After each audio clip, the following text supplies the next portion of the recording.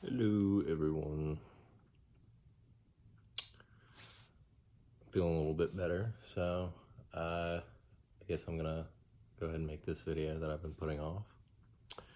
This video I actually made a script because watching a lot of my videos, they seem really all over the place. So before I get all over the place, I'm gonna just quickly kind of read through this script, and that'll give you kind of like the basis of this, because I feel like a lot of people who might watch this probably won't enjoy it, but I feel like it's neat, so you can leave. Starting with the script. I don't like dark matter. The idea disgusts me, and I started using the lens I've crafted about whirlpools and stuff to try and figure it out. Sadly, I think it might be real, and strangely, I have a cool idea how we might make some. Let me walk you through the train of thought I had. We have two explanation main points to talk you into my idea and how it would be tested, starting with how I got the idea. So the first point is how my model kind of rationalizes gravity, and how that made me question if anti-gravity is something that's already kind of common in the universe.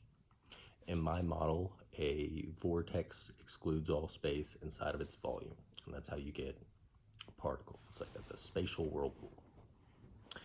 Therefore, when displacing all the space based on the volume you're measuring, therefore displacing all space based on the volume you're measuring. So essentially, it's like that made sense at the time, and I know what it means, but it doesn't matter. This means a smaller whirlpool requires less displacement. Space cannot be created or destroyed, blah, blah, blah. So the near space is denser and slower.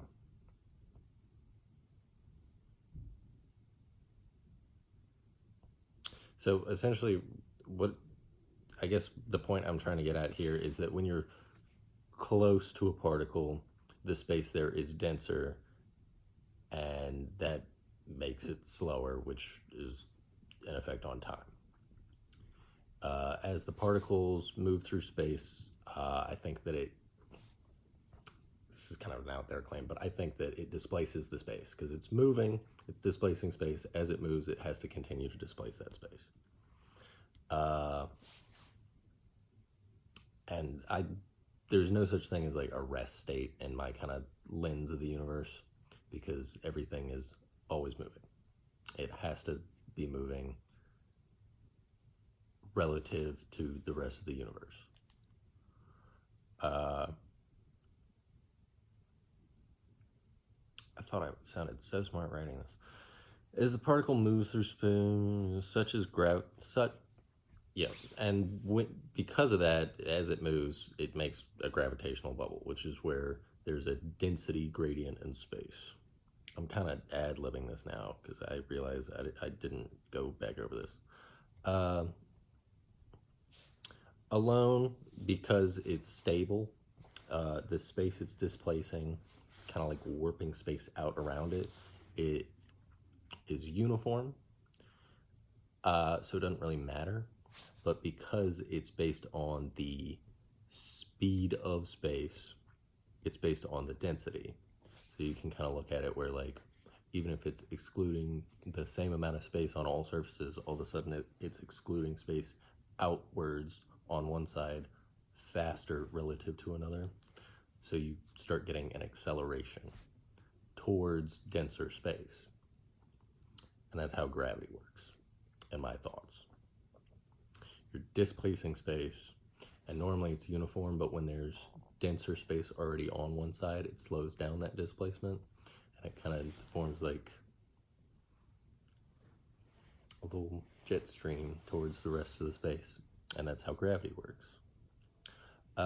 Second, let's talk about the creation of particles. The cleanest example that I am using for this one would be two high energy photons, and this is something that really happens. Is essentially they interact to create two opposing particles. So in the case of like an electron, it'd be like an electron and a positron, and those can cancel each other out. If we think of them as acting upon the same space,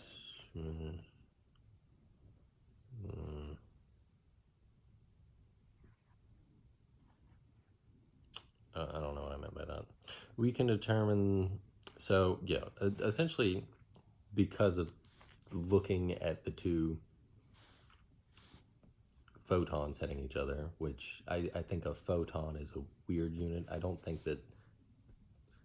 know how much I truly agree with photons, but we'll get into that later. Essentially, they cancel each other out, but they also make particles. So I think that the two things that are important for this making of particles would be the geometry and the energy density, which is why a lot of times, like, really high frequency, high energy waves are also really small and compact. So my thought is that for it to make particles, they have to have enough energy to remove all of the space within their volume, or at least a good area of their volume. A lot of this is conjecture. Not the photon, that's real, but my thinking through it is the lens that we're using.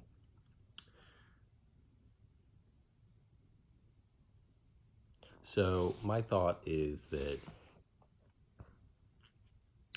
I started thinking about this and thinking about dark matter, and I was like, well, normally you think about two waves hitting each other as like an interference pattern.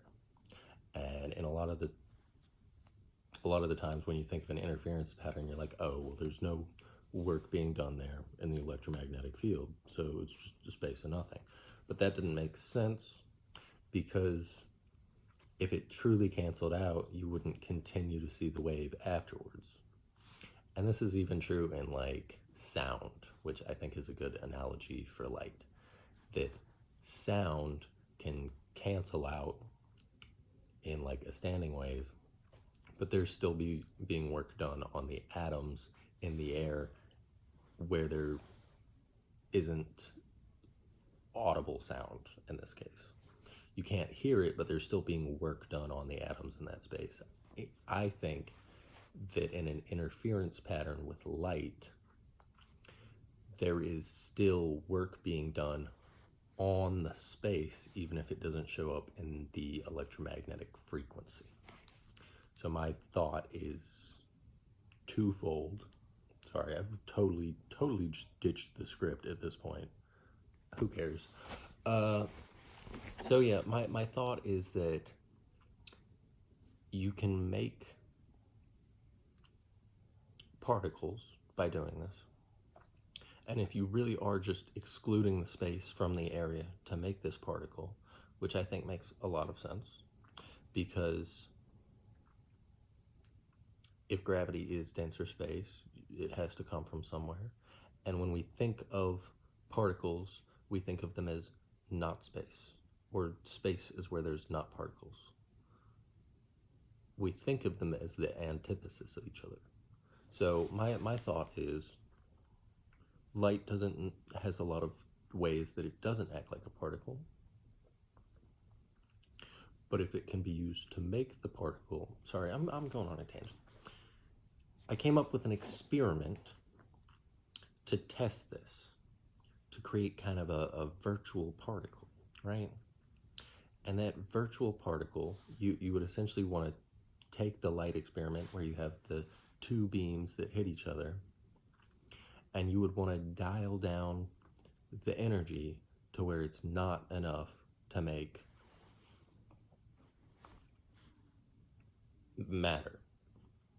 And if it's not enough to make matter, but it's still doing work on the space, we should be able to like see some work being done on the space. So there's two ways that this could go. A, it could continue to show that nothing happens in an interference pattern. But B, I think that you would be able to show that there are momentary oscillations in that space. Like you would be making like little baby gravity waves in that area. Because I think that like if you had a standing wave uh,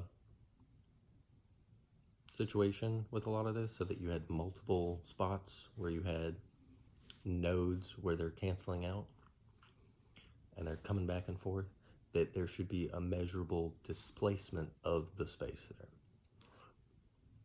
And I don't know how much it would be. Maybe it would be like it acts as if there's like a 10,000th of an electron there.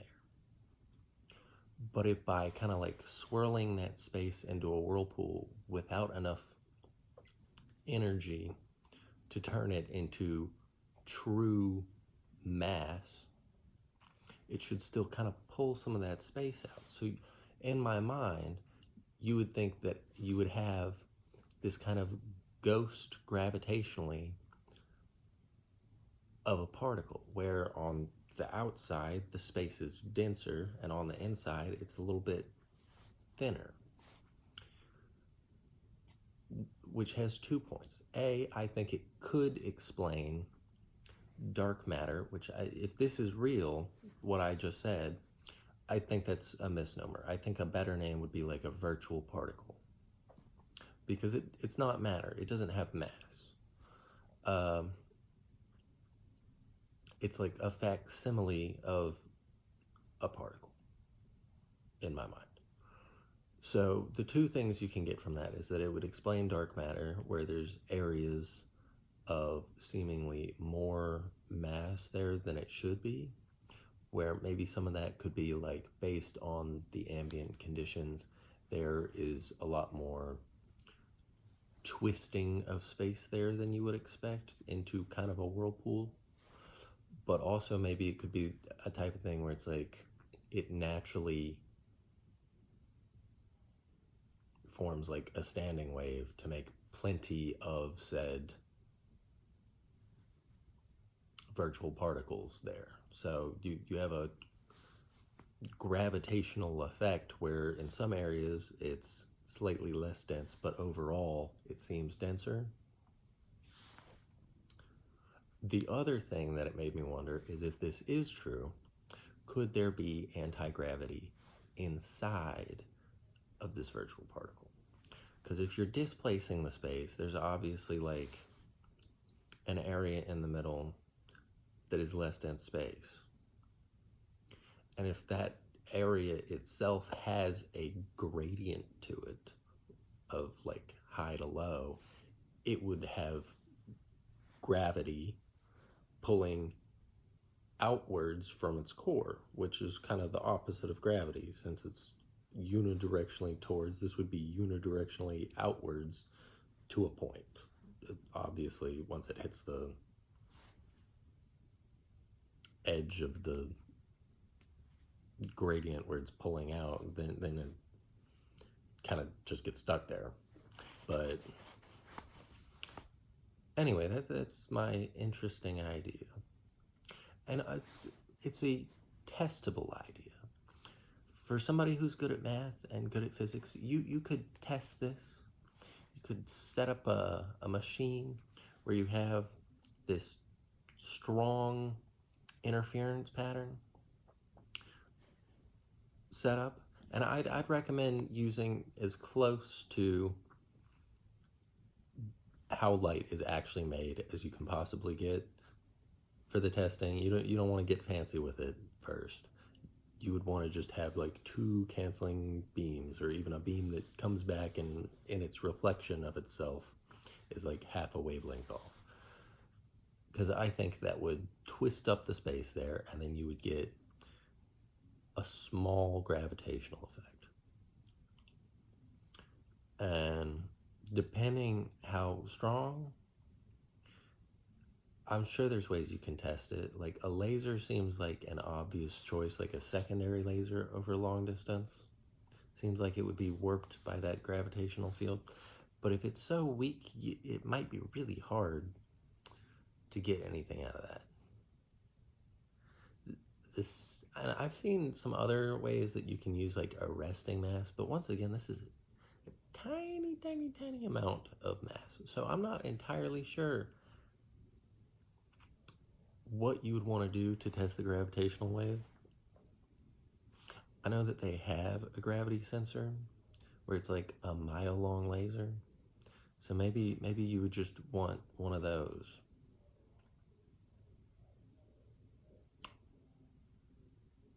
I'm rambling now, but I think it's a really cool idea. And if so, you could both prove dark matter, still hate the name, explain it, and test it, which I think would be awfully neat. If there are any like grad students out there somewhere, or like you're trying to get your master's PhD in physics or whatever they call laser physics, it's an idea. You can take that one home. Bye.